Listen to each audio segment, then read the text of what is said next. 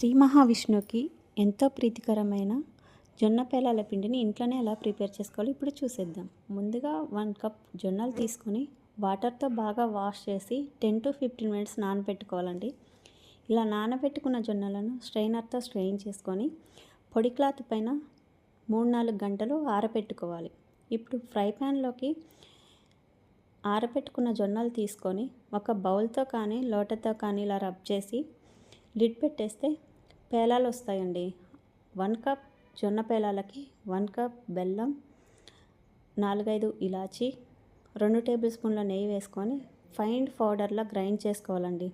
ఈ పౌడర్లోకి చిన్న చిన్న లడ్డూలా చుట్టుకోవడానికి నెయ్యి వేసుకొని బాగా మిక్స్ చేసుకోవాలి. ఈ మిశ్రమాన్ని చిన్న చిన్న బాల్స్లా చుట్టేసి శ్రీ మహావిష్ణువుకి ప్రసాదంగా సమర్పిస్తే చాలా మంచిదండి. Thank you for watching.